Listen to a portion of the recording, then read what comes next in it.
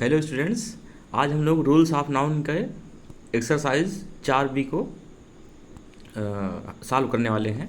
तो पहला सेंटेंस देखते हैं। All the players were in high spirit. All the players, सभी खिलाड़ी, वर मतलब थे, इन हाई स्पिरिट। देखिए, स्पिरिट मतलब होता है आत्मा और स्पिरिट्स मतलब होता है उत्साह। पीछे हमारे इस टॉपिक में भी स्पिरिट्स मतलब उत्साह दिया गया है। तो जो खिलाड़ी हैं वो आत्मा में नहीं, हाई आत्मा में नहीं रहेंगे, वो हाई जोश में रहेंगे, हाई उत्साह में रहेंगे। तो यहाँ पर हम स्पिरिट्स शब्द का प्रयोग करेंगे, स्पिरिट में एस जोड़ देंगे, तब इस लाइन का अर्थ हो जाएगा कि सभी खिलाड़ी ऊंचे उत्साह में थे या ऊंचे जोश में थे। तो पहले में स्पिरिट में एस जोड़ देंगे तो वो करेक्ट हो जाएगा। दूसरा है our surrounding is awful. Our surrounding, surround मतलब घेरना होता है और सराउंडिंग मतलब होगा घेरे हुए है, वो वर्ब है। तो जो our surrounding is awful, awful मतलब होता है डरावना या खराब। तो इस लाइन का अर्थ हुआ कि जो जो हमको घेरे हुए है वो डरावना या खराब है। तो देखिए, सराउंडिंग मतलब तो घेरे हुए है होगा, लेकिन यहाँ हमको ये समझना है कि जो सराउंडिंग है ये वर्ब है, यहाँ पर ये इस्तेमाल नहीं होगा। सराउंडिंग होता है जैसे जैसे कहेंगे कि सीना इज सराउंडिंग मीना, सीना मीना को घेरे हुए है, ये तो हुआ वर्ब। और इसको हम नाउन में कैसे करेंगे? नाउन में हम इसमें एस जोड़ेंगे, सराउंडिंग्स, तब इसका अर्थ हो जाएगा परिवेश, हमारे आसपास का जो माहौल है वो सराउंडिंग्स का अर्थ होगा। तो सराउंडिंग्स का जैसे आप लोग कैसे करेंगे, जैसे all the areas that are near by a person, मतलब सराउंडिंग्स का अर्थ होगा कि एक व्यक्ति के आसपास का जितना भी क्षेत्र है वो सब सराउंडिंग्स है, उसका परिवेश, उसके आसपास का। और सराउंडिंग मतलब होता है कि घेरना या घेरे हुए होना, और सराउंडिंग्स मतलब परिवेश, आसपास का जो कुछ भी क्षेत्र है, एरिया है। तो सराउंडिंग्स यहाँ पर हो जाएगा मतलब कि हमारा जो परिवेश है वो डरावना है या खराब है। तो सराउंडिंग्स में एस एंडिंग नाउन है, तो ये प्लूरल वर्ब को इंडिकेट कर रहा है, तो यहाँ पर हम आर लगाएंगे। तो ये सेंटेंस हो जाएगा आवर सराउंडिंग्स आर आवफुल, हमारा जो परिवेश है वो डरावना या खराब है। हिंदी में ये होगा, लेकिन इसकी जो वर्ब है वो आर होगी। फिर अगला देखते हैं, the police has surrounded the house. इसकी इसकी हिंदी होगी कि पुलिस ने घर को घेर लिया है। अभी हमने कहा ना कि सराउंडिंग मतलब घेरना, तो सराउंडेड मतलब घेर लिया है। तो पुलिस के बारे में तो हम पहले जानते ही हैं कि पुलिस प्लूरल होता है, तो यहाँ हैज़ नहीं, यहाँ पर हैव लगेगा। तो the police have surrounded the house, इसका करेक्ट वर्जन होगा। चौथा देखते हैं, he took his clothings and lift the place without informing us. He took his clothings मतलब कि ही टुक उसने लिए या उठाए, हिज क्लॉथिंग्स अपने कपड़े, उसके कपड़े, एंड लिफ्ट और चला गया, द लिफ्ट द प्लेस और उसने स्थान को छोड़ दिया, यानी चला गया, विदाउट इन्फॉर्मिंग, विदाउट मतलब बिना, इन्फॉर्म मतलब सूचना देना, बिना इन्फॉर्मिंग अस, बिना हमको सूचना दिए उसने अपने कपड़े उठाए और चला गया। तो यहाँ पर क्या होगा सही? देखिए, जो यहाँ क्लॉथिंग्स लिखा है, क्लॉथिंग्स कोई शब्द सही नहीं है यहाँ पर। पीछे इसमें दिया गया है हमारे टॉपिक में कि क्लॉथ मतलब क्या होता है। क्लॉथ मतलब कि बिना सिला कपड़ा, और क्लॉथ्स मतलब सिला हुआ कपड़ा।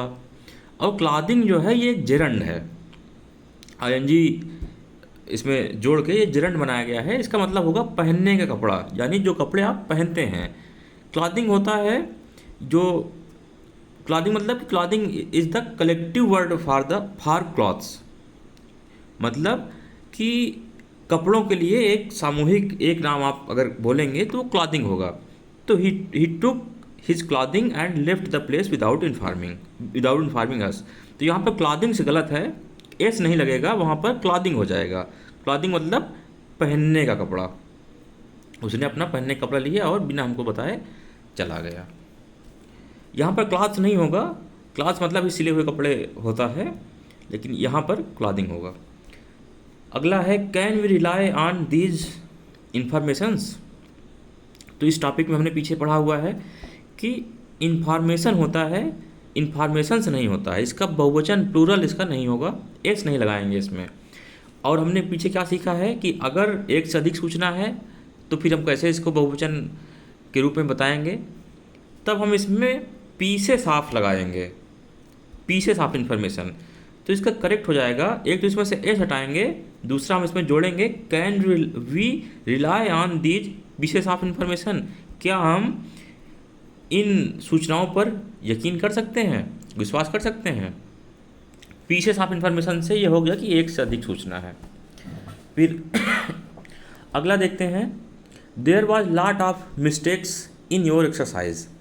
देयर वॉज, वहाँ थी, lot of mistakes, lot of मतलब कि काफ़ी सारी, काफ़ी अधिक, मिस्टेक्स मतलब गलतियाँ, इन योर एक्सरसाइज, आपके अभ्यास में, या आपने जो आपकी जो परीक्षा थी, जैसे हम लोग एक्सरसाइज कर रहे हैं, आपके अभ्यास में बहुत सारी गलतियाँ थीं।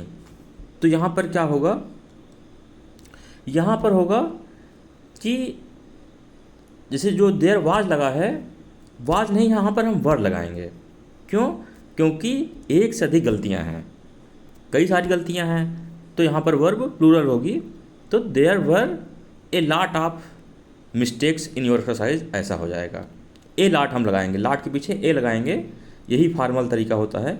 देखिए ए लॉट आप लगा सकते हैं, या तो अगर ए नहीं लगाएंगे तो लॉट्स ऑफ होना चाहिए, लेकिन लॉट्स ऑफ फॉर्मल तरीका नहीं है, फॉर्मल तरीका है ए लॉट ऑफ।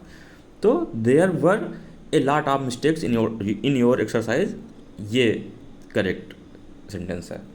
सातवां देखते हैं, please pay my regard to your parents.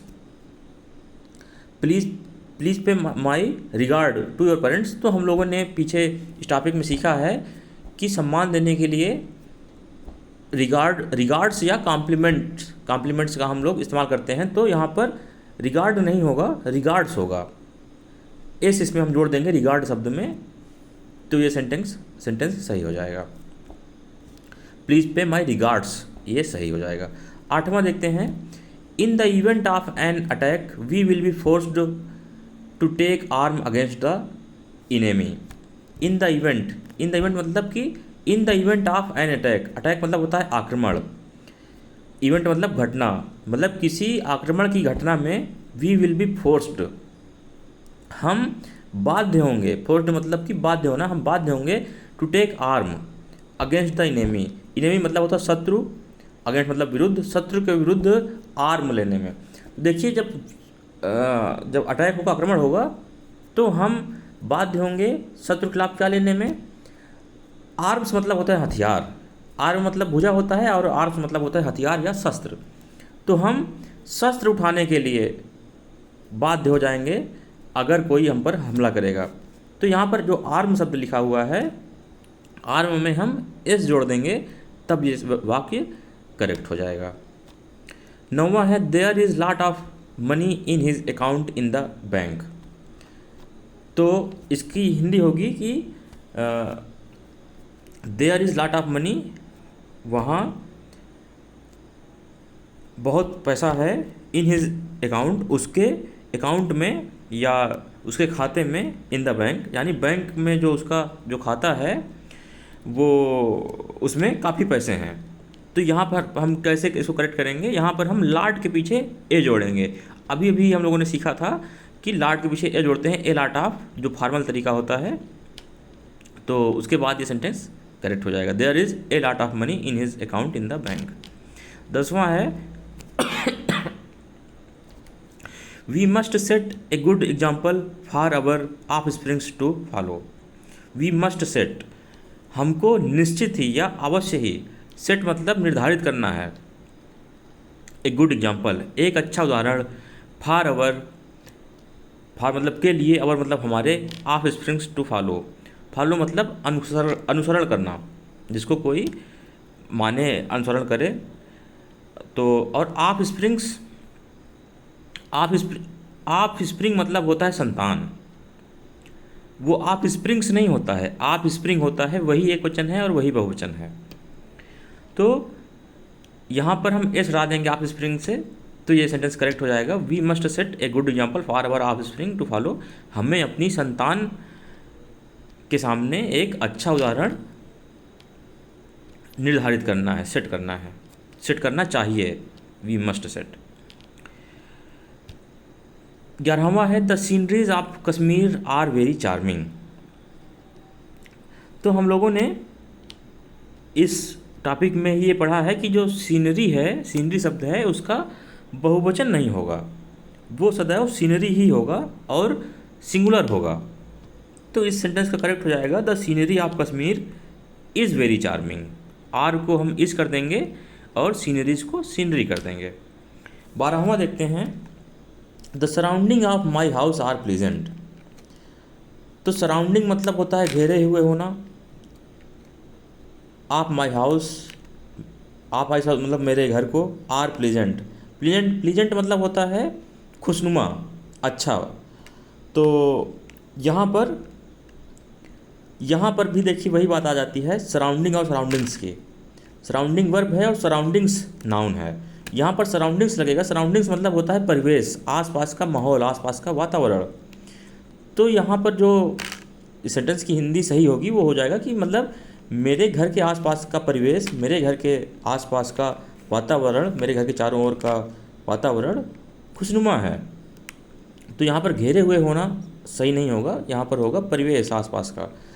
तो the surrounding of my house are present मतलब मेरे घर के आसपास का परिवेश खुशनुमा है।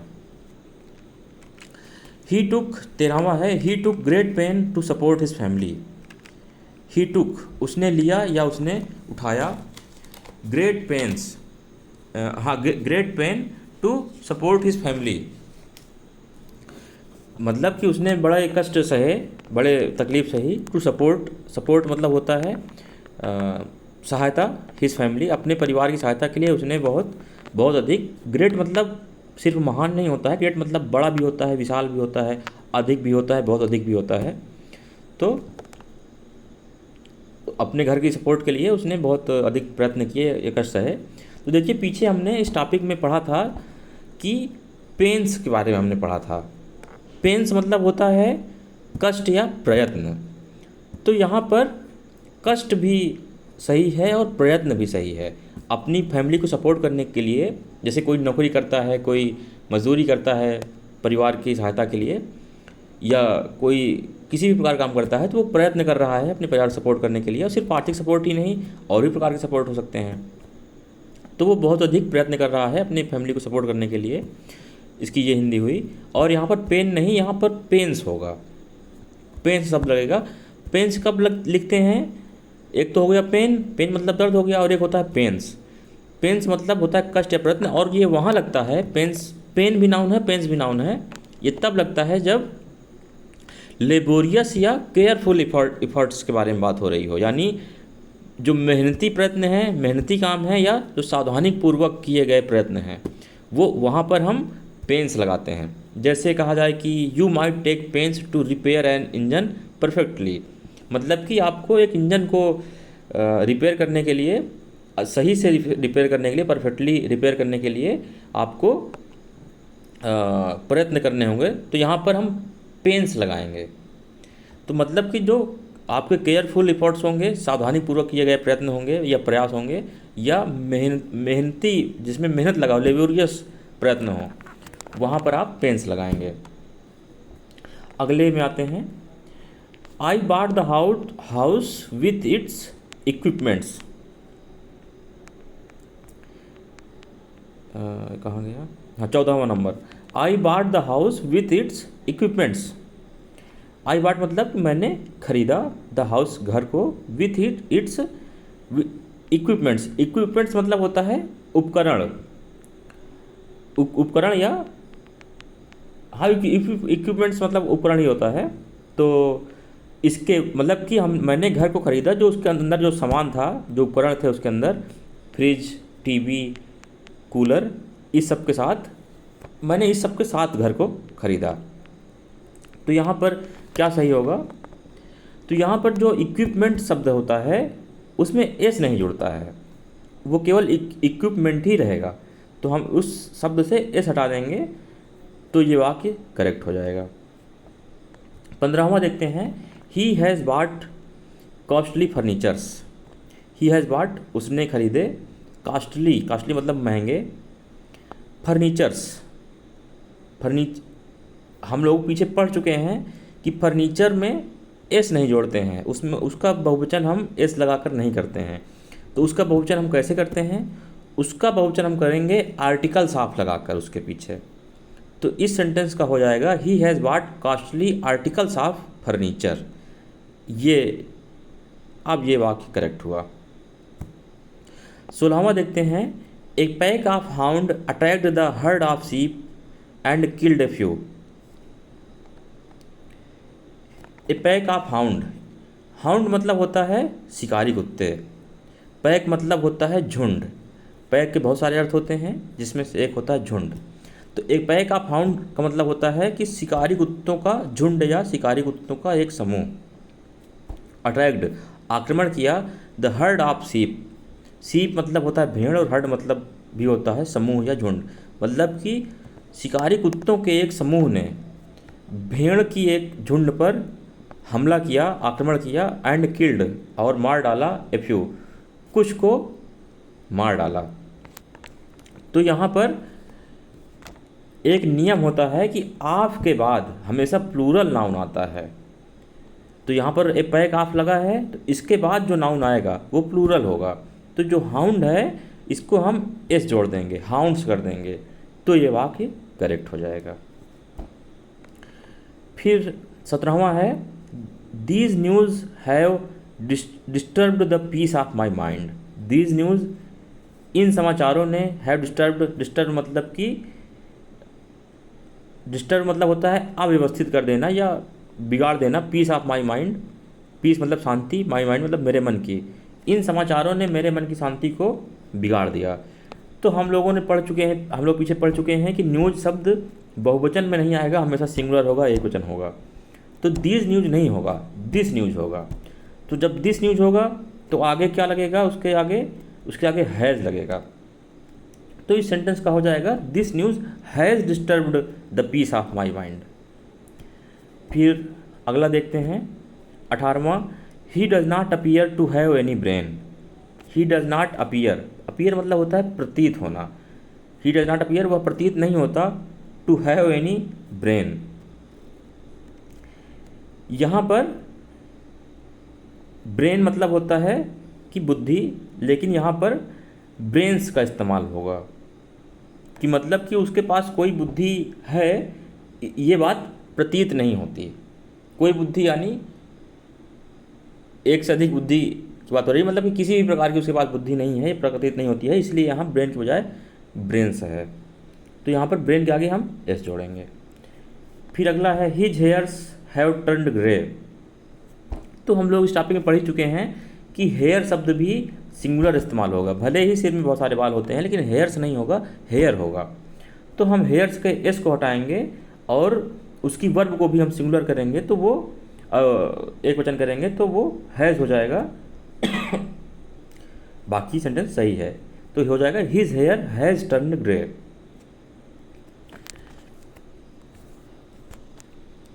अगला देखते हैं, the son of Mr Browns is a famous surgeon. तो the son of Mr Browns, इसकी हिंदी हुई कि द सन ऑफ यानी बेटा, किसका बेटा? मिस्टर ब्राउन्स, मिस्टर ब्राउन्स का।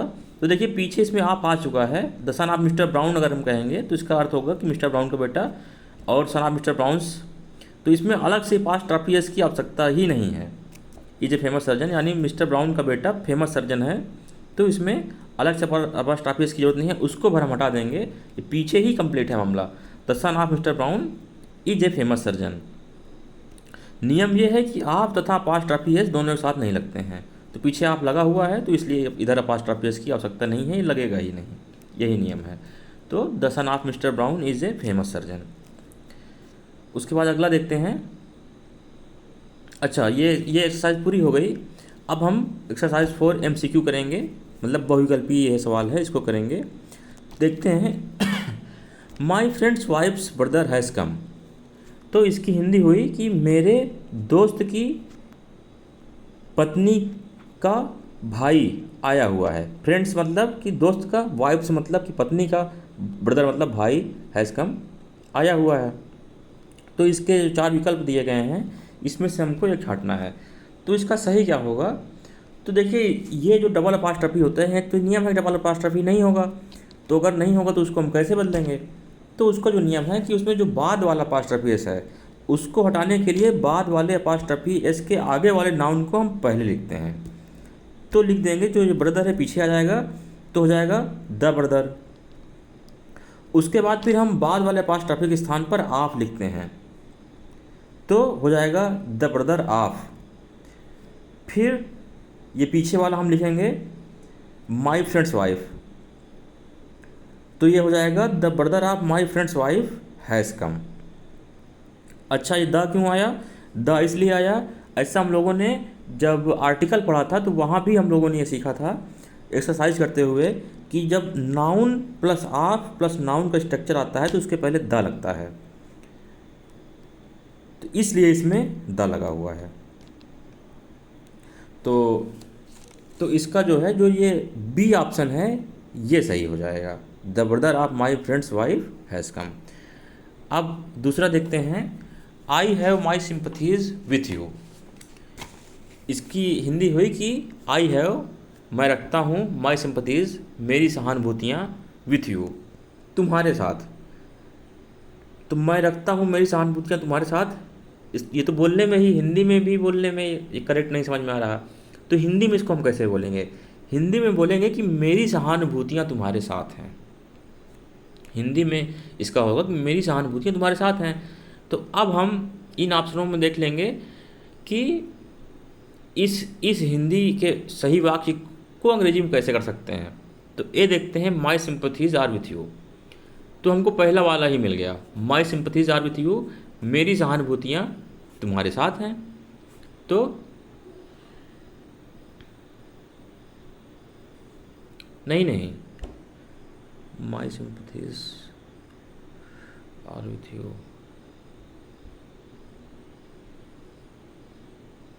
हाँ पहला ही सही है, ए ही सही है, माई सिंपथीज आर विथ यू।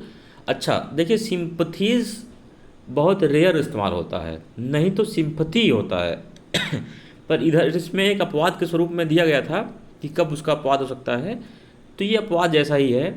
तो यहाँ माई सिंपथीज आर विथ यू सही है, लेकिन आमतौर पर सिंपथीज इस्तेमाल नहीं होता, ये अपवाद होता है। तो हमेशा अगर हमको बोलना भी है तो हम सिंपथी का ही प्रयोग करें, ये सिंपथीज अपवाद होता है। तो इस दो वाले का पहला ही सही हो जाएगा। फिर तीसरा देखते हैं, the committee is divided on my issue. Committee मतलब समिति, डिवाइडेड मतलब बटी हुई थी, ऑन माई इशू, मेरे मुद्दे पर, यानी मुझसे जुड़ा जो मुद्दा था उसमें समिति बटी हुई थी। तो हम लोगों ने सीखा है कि जो समिति है, जो कमिटी है, चाहे वो कमिटी हो चाहे जूरी हो, कमिटी मतलब समिति और जूरी मतलब निर्णायक समिति, जब वो एक मत होती है तो वो सिंगुलर के तरह उसका सेंटेंस लिखा जाएगा, और जब वो बटी हुई होती है, उसमें एक से अधिक विचार पर लोग सहमत होते हैं या एक विचार पर सहमत नहीं होते हैं, तब उसमें हम प्लूरल की तरह सेंटेंस को लिखते हैं।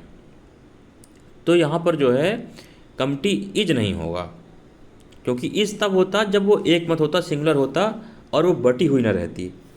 तो यहाँ पर हो जाएगा the committee are divided on my issue, is के स्थान पर आर हो जाएगा। तो हम देखेंगे कि किस विकल्प में है, तो ये पहले ए विकल्प में ही ये सही वाला विकल्प आ गया। चौथा है, Nirala wrote many poetries on nature.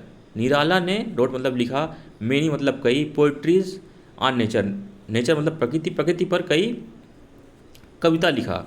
तो कविता की इंग्लिश पोयम होती है, पोइट्रीज नहीं होती। पहली बात तो पोइट्रीज शब्द ही नहीं होता, पोइट्री होता है। दूसरी बात, कविता की हिंदी और कविता की इंग्लिश पोइट्री नहीं होता, पोयम होता है। तो और हम पोइट्री को, पोइट्री अनकाउंटेबल है, तो मेनी लगा यानी कई, यानी ऐसी चीज़ होनी चाहिए जिसको गिना जा सके।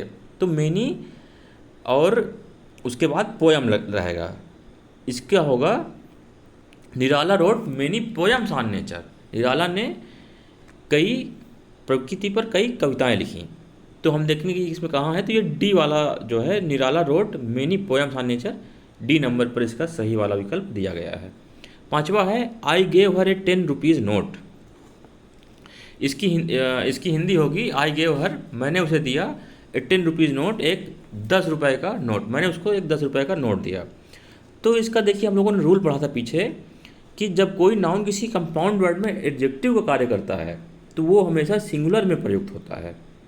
तो यहाँ पर, और तब हमने उदाहरण देखे थे कि ए 10 रुपी नोट, ए 5 ईयर ओल्ड चाइल्ड, ए 4 माइल वॉक, ए 3 माइल रेस। मतलब इसमें देखिए ये हाइफन से जुड़ा हुआ है और नोट के पीछे ये एडजेक्टिव का काम कर रहा है। नोट कैसी नोट? 10 रुपए की नोट, ये एडजेक्टिव का काम कर रहा है। तो जब ये एडजेक्टिव कार्य करता है तो ये हमेशा सिंगुलर इस्तेमाल होता है। तो यहाँ पर रुपीज़ नहीं होगा, यहाँ पर रुपी होगा। तो इसका सही हो जाएगा I gave her A 10 rupee note, जो इसके ए ऑप्शन में है। तो हम लोगों का ये सिंटेक्स में सेकंड टॉपिक जो है रूल्स ऑफ नाउन, इसके सारे एक्सरसाइज हम लोगों ने कर लिए हैं। अगर कोई सेंटेंस आपको समझ में नहीं आया हो तो आप अवश्य उसको कमेंट में पूछ लीजिएगा।